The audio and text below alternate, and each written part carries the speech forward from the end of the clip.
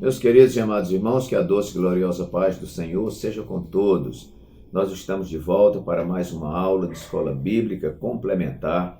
Esta aula que tem um compromisso com a poderosa, inerrante e infalível Palavra de Deus. Eu sou o pastor Walter Pereira e semanalmente nós estamos comentando uma das lições de adulto que é publicada trimestralmente pela Casa Publicadora das Assembleias de Deus. Os nossos comentários sempre são feitos em 10 tópicos, por isso o nome do canal Escola Bíblica Complementar, e nós apanhamos o título da lição e aí fazemos uma disponibilização de 10 tópicos para você dentro do conteúdo da lição, que pode te ajudar a ampliar o seu estudo, a sua aula, enfim. Se você ainda não foi inscrito no nosso canal, espero que já seja, mas se não é, se inscreva, deixe seu like aí que é importante para o canal, compartilhe com outras pessoas também e deixe seu comentário aí no vídeo, no caso quem está nos assistindo pelo YouTube, deixe lá o seu comentário. Aos muitos irmãos que nos assistem pelas rádios web, né, e também pela Rádio Farol FM, o nosso abraço carinhoso. Os que nos assistem também via o portal AD Alagoas, que é o nosso portal oficial da Assembleia de Deus no estado de Alagoas, né? Também Deus te abençoe muitíssimo. É um prazer poder ministrar a palavra para você e deixar aqui um pouco da nossa contribuição. Muito bem, queridos, a nossa lição de hoje já é a lição número 5 para 3 de novembro de 2024, cujo título é A Promessa de Salvação. Esta lição desse trimestre vem tratando sobre as promessas de Deus. Confie e viva as bênçãos do Senhor, porque Ele é fiel, né? Ou porque fiel é o que prometeu. Nós já estudamos sobre as promessas de um modo geral, as promessas de Deus para Israel, promessas de Deus para a igreja, né? Hoje vamos estar estudando a lição número 5, que é a promessa de salvação. O texto áureo nos diz assim: na verdade vos digo, que quem ouve a minha palavra e crê naquele que me enviou, tem a vida eterna e não entrará em condenação, mas passou da morte para a vida. João capítulo 5, versículo 24. A verdade prática nos diz: a promessa da vida eterna é a maior bênção divina para todo aquele que crê em Jesus Cristo. Nossa leitura bíblica em classe se encontra no Evangelho segundo escreveu São João, capítulo 3, versículos 14 a 21, que passaremos a ler. E como Moisés levantou a serpente no deserto, assim importa que o Filho do Homem seja levantado, para que todo aquele que nele crê não pereça, mas tenha a vida eterna. Porque Deus amou o mundo de tal maneira que deu o seu Filho unigênito, ou único, para que todo aquele que nele crê não pereça, mas tenha a vida eterna. Porque Deus enviou o seu Filho ao mundo, não para que condenasse o mundo, mas para que o mundo fosse salvo por ele. Quem crê nele não é condenado, mas quem não crê já está condenado, porquanto não crê no nome do unigênito Filho de Deus. E a condenação é esta, que a luz veio ao mundo, e os homens amaram mais as trevas do que a luz, porque as suas obras eram más. Porque todo aquele que faz o mal aborrece a luz e não vem para a luz, para que as suas obras não sejam reprovadas. Mas quem pratica a verdade vem para a luz, a fim de que as suas obras sejam manifestas, porque são feitas em Deus. Meus queridos irmãos, nossa lição, como eu sempre digo, ela dispõe de uma introdução, que vai lhe dar aí uma visão geral da lição. O tópico 1 fala sobre a promessa da salvação, uma maravilhosa salvação, a obra de salvação e o Salvador. O nosso tópico 2 trata sobre a natureza da promessa da salvação. Aí nós temos justificação, regeneração, santificação. E o terceiro tópico, promessa e perseverança na salvação. Como subtópicos, nós temos a base da promessa de salvação é Cristo. Segundo, a apostasia individual. Terceiro, a promessa e a segurança da salvação. E, por fim, temos aí, então, a nossa conclusão. Comentário, claro, muito bem elaborado, que deve ser acompanhado na sua aula.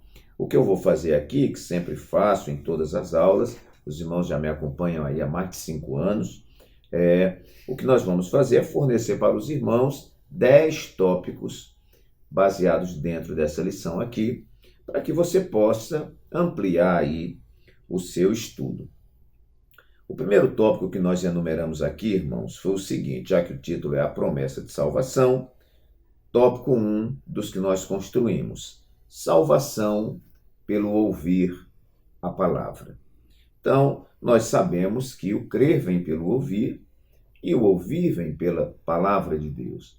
Ainda hoje, no nosso culto de ensino, foi um culto muito bom. Nós trabalhamos aquele texto, já estamos terminando o Sermão da Montanha, né? E tem aquele texto clássico que diz, porque todo aquele que escuta estas minhas palavras e as pratica, compará-lo-ei ao homem prudente que edificou sua casa sobre a rocha. Não é? Desceram as chuvas, correram os rios, sopraram os ventos, e aquela casa não caiu porque estava edificada sobre a rocha.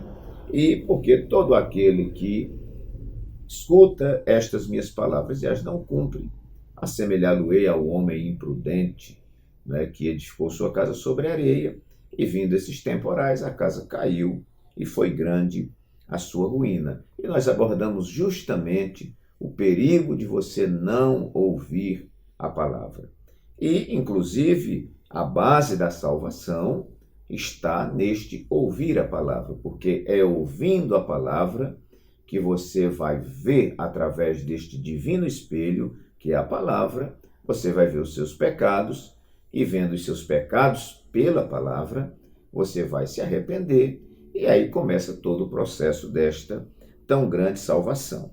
O nosso texto áureo, irmãos, diz aqui, na verdade vos digo, né, palavras de Jesus, que quem ouve a minha palavra e crê naquele que me enviou, tem a vida eterna, e não entrará em condenação, mas passou da morte para a vida. Por isso que é tão importante você ouvir a palavra de Deus, como é importante nós também pregarmos a palavra de Deus, porque esta palavra, que sendo ouvida, vai produzir convencimento e, consequentemente, salvação. Então, este é o nosso primeiro ponto, salvação pelo ouvir a palavra. Segundo lugar, salvação para os que creem na palavra, não é? Nós hoje falamos sobre a diferença de escutar e de ouvir. Escutar é uma coisa, ouvir é uma coisa totalmente diferente. Escutar, você às vezes está aqui, está ouvindo o barulho do trem passando lá na linha, está ouvindo o som de um avião, ou o burburinho de algumas pessoas conversando, né? Às vezes no meu vídeo aqui, a gente não tem como bloquear tudo isso, né? Ouve o cachorro latindo e ouve alguma coisa. Quer dizer, isso não é ouvir, é escutar.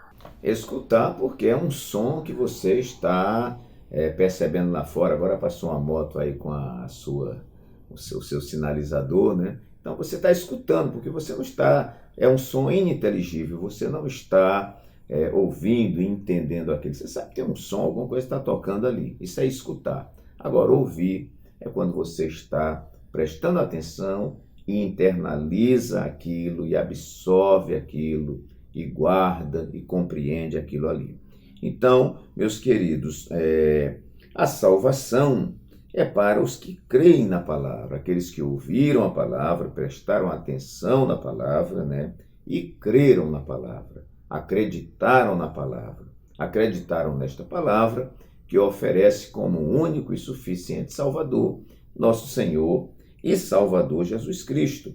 Observe que no texto áureo também vai dizer aqui, olha, quem ouve a minha palavra e crê naquele que me enviou, disse Jesus. Os versículos 15, 16 e 18 da nossa leitura bíblica em classe diz assim, olha só, para que todo aquele que nele crê em Jesus não pereça ou não morra, mas tenha a vida eterna.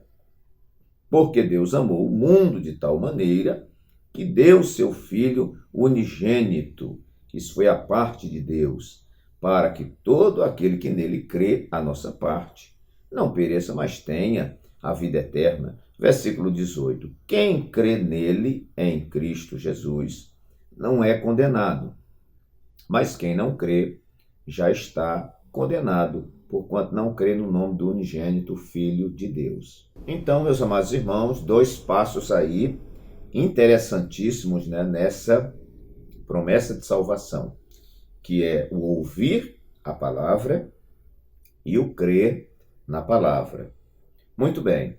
O terceiro ponto, eu coloquei aqui, salvação que promove a regeneração. Então, aqui nós vimos 2 passos para que eu chegue a essa salvação. Agora, esta salvação, que é um processo, a Bíblia nos ensina a desenvolvermos a nossa salvação. Então, essa salvação, que é um processo, ela promove, nós vamos ver aqui em terceiro lugar, a regeneração. O que é a regeneração? A regeneração é uma obra exclusiva, não é? Uma obra única do Espírito Santo na vida do homem. O homem não tem participação no processo de regeneração. É o que a Bíblia denomina de nascer de novo. É uma obra que o Espírito Santo, e unicamente ele, realiza no homem. Vamos ver aqui o nosso auxílio bibliológico, o auxílio bíblico, que vai dizer assim, bem no meiozinho do comentário, está assim: a regeneração é a ação decisiva e instantânea do Espírito Santo, mediante a qual ele cria de novo a natureza interior. Olha, conceito interessante. Mais um pouquinho à frente diz, é uma obra que somente Deus realiza. Nascer de novo diz respeito a uma transformação radical. O tópico 2 e subtópico 2 também tem uma observação interessante, que fala sobre a regeneração. Para que a obra de salvação apresentada no Evangelho de João 3 se manifeste na vida do salvo, é necessário que ocorra a regeneração, denominada de novo nascimento. Então, tanto faz falar regeneração como novo nascimento. Foi aquele discurso de Jesus com Nicodemos. Uma pessoa que nasce de novo passa por um processo de transformação interior, em que o coração sofre uma mudança radical por intermédio do Evangelho, mediante o poder do Espírito. Essa obra é feita diretamente pelo Espírito Santo. Então o pecador se torna filho de Deus, nova criatura, que anda em novidade de vida, como está escrito lá em 2 Coríntios 5,17. Assim que se alguém está em Cristo, nova criatura é, as coisas velhas já passaram e tudo se fez novo. Então passamos a fazer parte da família de Deus. Então, terceiro, irmãos, salvação que promove a regeneração. Quarto lugar, salvação geradora da santificação. Nós já aprendemos isso em lições anteriores, né? E hoje nós vamos estar relembrando isso aqui novamente. Nós vamos lá para o tópico 2 e subtópico 3, que vai nos dizer o seguinte: o processo de santificação. A santificação é um aspecto da salvação como resultado da obra do Calvário de nosso Senhor Jesus. Em primeiro lugar, por meio da justificação e da regeneração, somos santificados. Daqui a pouco nós vamos falar de justificação. Então, através da justificação e da regeneração, somos santificados por Deus de maneira posicional, ou seja, imediatamente. Quando você toma a decisão de entregar sua vida para Jesus, se arrepende dos seus pecados, você é tornado santo. Você foi santificado, foi separado por Deus para Ele, tirado do mundo para Deus, tirado das trevas para a luz. Esse momento em que a gente é separado do mundo para Deus, nós passamos por uma santificação que é chamada de santificação posicional. Em segundo lugar, somos santificados de maneira progressiva por meio do relacionamento com Cristo. Esse processo ocorrerá até o advento da nossa glorificação final. Vamos dizer aqui, de modo muito simples, é o polimento que o crente vai recebendo a cada dia, na medida que você vai à escola dominical, você vai ao culto de ensino, você lê a Bíblia, você ora, você se aperfeiçoa, não é? Então, tudo isso vai nos melhorando, vamos dizer assim. E você vai progredindo nessa santificação. Então, existem essas duas modalidades, né? A santificação posicional, que é aquela instantânea no momento da salvação, e a santificação progressiva, que é esse melhoramento do crente ao longo da sua história de vida, até, claro, nós chegarmos naquele grande dia, quando estaremos à estatura de varão perfeito. Ok. Então, nós vimos aqui em quarto lugar, salvação geradora da santificação. Quinto lugar, salvação justificadora. O processo de justificação também é um processo interessantíssimo na vida do cristão. Tudo isso acontece concomitantemente, né? Não é uma coisa agora, outra amanhã, outra depois de amanhã. Não, tudo isso aqui. Então, justificação, salvação justificadora. Segundo tópico e subtópico primeiro, vai explicar aqui o que é essa justificação. Um dos aspectos da obra salvífica que está apresentado em termos bíblicos é a justificação.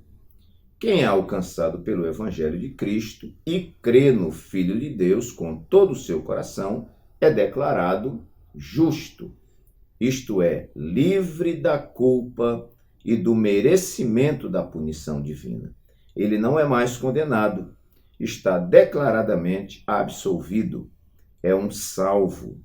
Por intermédio da justificação, o pecador é visto por Deus como se não houvesse praticado transgressão alguma. Claro, né, irmãos, tudo isso conquistado mediante o sacrifício de Jesus Cristo. O que nós deveríamos passar, ele passou por nós.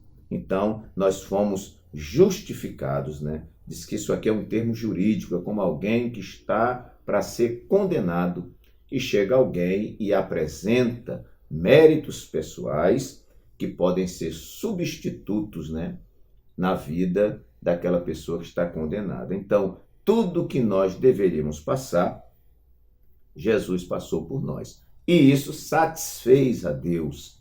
Por isso o termo propiciação. Então, uma salvação justificadora. Você agora não deve mais nada, né? Toda a sua dívida, todo o seu infortúnio, os seus pecados caíram sobre nosso Senhor e Salvador Jesus Cristo. Ele levou sobre si nossas dores, nossas enfermidades, nossas transgressões, e aí nos habilitou a uma tão grande salvação. Então isso aqui é o que nós denominamos de justificação. Uma salvação, então, justificadora em quinto lugar. Sexto lugar, salvação para a vida eterna. Vamos ver isso na verdade prática, né? Diz assim, a promessa da vida eterna é a maior bênção divina para todo aquele que crê em Jesus Cristo. Então, meus queridos, né, o mais importante não são os benefícios do Senhor nesta vida, que são importantes, né? Pedro perguntou, né, Senhor, e nós que deixamos tudo, o que receberemos, né? Jesus disse, não há ninguém que tenha deixado pai, mãe, irmão e fazenda e tudo mais, por amor de mim, que não receba 100 vezes mais nesta vida e, por fim, a vida eterna. Então, o crente, mesmo nesta vida, ele recebe os benefícios do Senhor. Não obstante, eu disse hoje na igreja, nós estamos numa batalha. Ser cristão não é uma colônia de férias, não é um parque de diversões, não é um piquenique. Ser cristão é uma batalha, é uma guerra. Mas o crente, ele é abençoado durante toda a sua vida. Nós já estamos no processo de salvação, né? Nós somos salvos e já estamos desfrutando do reino de Deus também aqui na terra. Então, o crente é abençoado aqui na terra, sim, senhor. E, por fim, a vida eterna, que é o principal, né, irmãos? Nossa vidinha aqui, se demorar muito, vai 80, 80 e pouco. Tem uns que com muita robustez, bate os 90, até 100, mas tudo isso passa muito rápido, né? Agora, a eternidade, né, é algo que não tem nem como descrever. A gente, na nossa alimentação, diz assim, algo que não tem fim, né? Mas, durante toda a eternidade, esta pessoa vai estar privando do amor, da companhia e das bênçãos de Deus lá nos céus. Então, nós sabemos que o maior investimento que um homem e uma mulher pode fazer é o investimento que ela faz no reino de Deus, porque tudo que você tiver feito para Deus, do outro lado, você receberá, e eu creio que muito bem recompensado, porque Deus não fica devendo nada a ninguém. Então, salvação para a vida eterna. Sétimo lugar, eu pontuei aqui, salvação pela graça de Deus. É algo que é muito ensinado na igreja. Eu creio que os crentes, teoricamente, conhecem muito bem isso aqui, mas nós temos muita dificuldade, meus irmãos, de conviver com a graça de Deus. Eu, há poucos dias, estava dando um estudo e eu comentei sobre isso. Eu falei, olha, primeiro nós temos uma tradição religiosa, porque todos nós, né, viemos de uma cultura tradicional religiosa que defendia e defende, né, que você, praticando boas obras, você conquista a sua salvação, como se salvação fosse pelos nossos próprios méritos. E nós aprendemos pela palavra que a salvação não é porque eu fiz algo de bom. A salvação é pela graça de Deus. Não há ninguém debaixo deste céu que se apresente como justo diante de Deus. A Bíblia diz que Deus olhou dos céus à terra e não viu um justo sequer. Quando nós dizemos que somos justos, que somos salvos, né, que somos regenerados, somos santificados, né, tudo mais, nós dizemos isso porque estamos em Cristo Jesus. Mas o homem sem Cristo, o homem sem Jesus, ele não é nada. Então, Paulo vai escrever aos Efésios e vai dizer, porque pela graça sois salvo, por meio da fé. Isto não vem de vós, é dom de Deus. Não vem das obras, para que ninguém se glorie. Você pode conferir essa referência bíblica em Efésios capítulo 2, versículos 8 e 9. No nosso plano de aula, na lição de mestre, na introdução, tem aqui, olha só.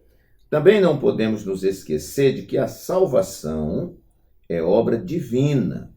Dependemos dele, da sua misericórdia e do seu favor para conosco pecadores perdidos. Por isso nós chamamos de graça como favor imerecido. Vamos ver outra observação também na conclusão do plano de aula de professores, que vai dizer assim: à medida que temos consciência da graça e da misericórdia de Deus, a nossa fé aumenta e se torna um antídoto contra a falta de esperança nas promessas do Senhor. Ora, o que é ideal, irmãos, é nós crermos que tudo que temos e tudo que somos, incluindo a salvação, é graça de Deus. Se você entender este conceito, você vai conviver melhor. Mas eu falava que nós temos a dificuldade da tradição religiosa e nós temos a dificuldade da tradição familiar, porque nós fomos criados pelos nossos pais dizendo assim, olha, esmola grande, o cego desconfia. E aí Deus nos dá um grande presente e a gente continua desconfiado. Mas Deus é Deus e é poderoso para fazer muito mais abundantemente, além daquilo que pedimos ou pensamos, segundo o poder que em nós opera. Então, esta salvação é pela graça de Deus. Quando você passar a entender, e eu passar a entender, que tudo que temos e tudo que somos é fruto da graça de Deus, nós vamos conviver muito melhor com este conceito.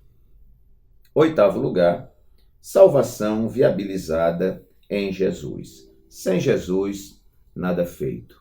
Eu vi uma inscrição atrás de um carro, estava assim, sem Deus, nem tente. Né? E sem Jesus, não adianta correr, não adianta fazer nada, porque Ele foi que viabilizou esta tão grande salvação. Nós vimos aqui na nossa leitura bíblica em classe, né, João 3,16, o texto famoso, o texto áureo da Bíblia, né?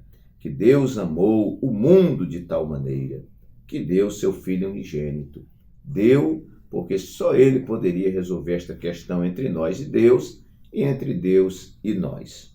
Então, Jesus viabiliza, né? Ele cria um acesso a esta salvação. Tópico 1 e subtópicos 1, 2 e 3, nós vamos ver pinceladas sobre isso. Vamos aqui, tópico 1, subtópico 1. No meio aí diz: o sacrifício de Jesus na cruz do Calvário proporciona redenção para a alma carente de salvação.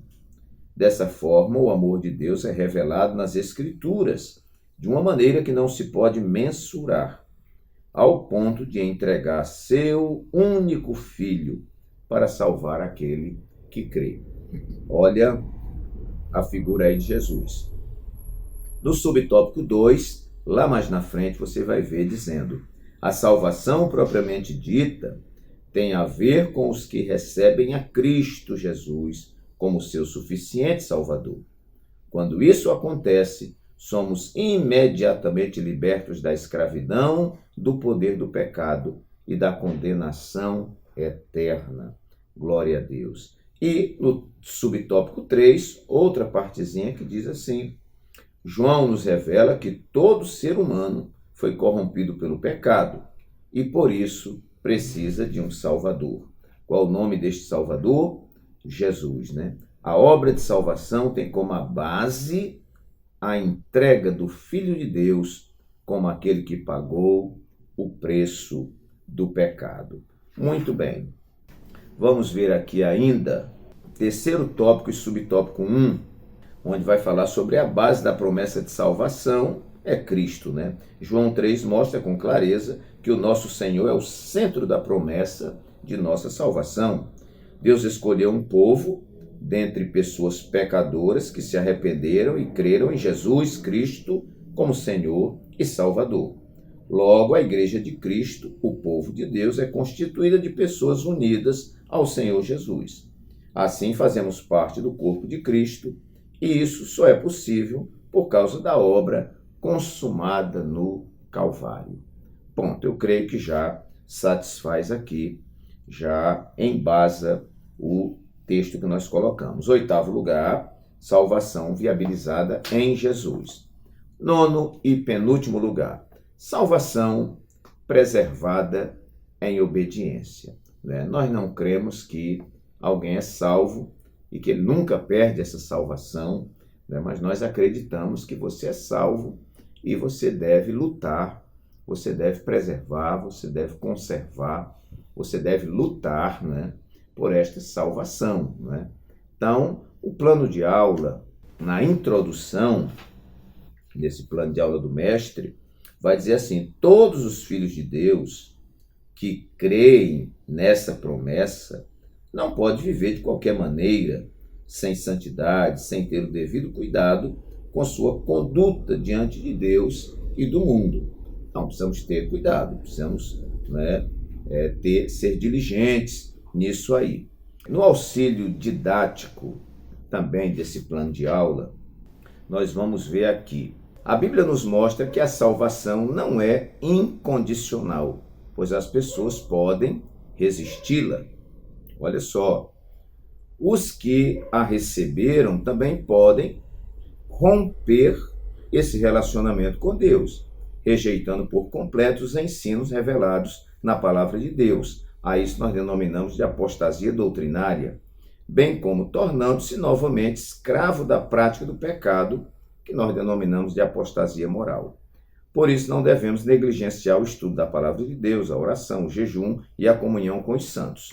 Sem a palavra de Deus e as disciplinas da vida cristã, nos tornamos uma presa fácil para o inimigo e acabamos sucumbindo em meio às falsas doutrinas da atualidade. Muito bem. Vamos ver também na conclusão.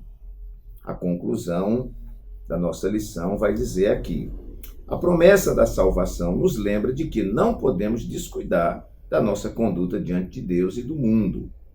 A salvação, em primeiro lugar, depende de Deus, que estende sua mão ao pecador perdido, mas também é necessário que o ser humano aceite humildemente o amor e a graça de Deus em seu favor.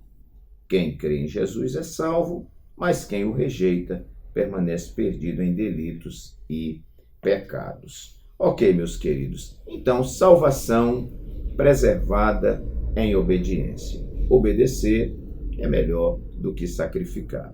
Recebemos Jesus, recebemos a salvação pela graça, mas alguém diz que esta graça não é uma graça barata, que me permite viver agora de qualquer maneira, porque independentemente do que eu fui, Jesus me salvou. Nós não fomos salvos pelas boas obras, mas fomos salvos para, sendo salvo, produzir boas obras. E, décimo lugar, meus queridos, para fecharmos aqui, eu tenho feito as lições mais breves, né? Décimo lugar, eu coloquei salvação integral. É um ponto que a lição aqui não está tratando, mas é importante a gente saber nessa promessa de salvação. É que a salvação de Deus, ela não diz respeito apenas ao espírito, não diz respeito apenas à alma, ou não diz respeito apenas ao corpo, mas diz respeito ao ser humano integralmente. Corpo, alma e espírito, ou na ordem como coloca a Bíblia, espírito, alma e corpo sejam conservados plenamente irrepreensíveis. Então, Deus está preocupado com a minha alma, está preocupado, entre aspas, mas Deus tem cuidado, vamos colocar assim, Deus tem cuidado do meu espírito, tem cuidado da minha alma e tem cuidado do meu corpo. Não é à toa que a Bíblia diz que até os cabelos da nossa cabeça estão contados, Eu não sei quantos fios de cabelo eu tenho na minha cabeça. Eu sei que tem perdido muitos, mas não sei quantos tem. Mas Deus sabe. É sinal que o Deus que cuida do universo, é um Deus que cuida da gente, não só nas grandes questões da nossa vida, mas cuida dos pequenos detalhes que para Deus tudo é importante em nós. Então, meus queridos, por isso que o Evangelho deve ser pregado todo, para o homem como um todo, para todas as áreas da vida deste homem, porque a salvação de Deus diz respeito ao homem como um todo. Que Deus assim nos abençoe, que o Espírito Santo fale mais alto ao seu coração. Aqueles que ainda não estão inscritos no canal, se inscrevam, que você vai estar ajudando aqui o canal. Deixando seu like, você vai estar demonstrando que o canal é relevante e assim você vai estar abençoando a nossa vida, enquanto realizamos esse trabalho. Deus abençoe a todos em nome de Jesus e até a nossa próxima aula, se Deus assim o permitir.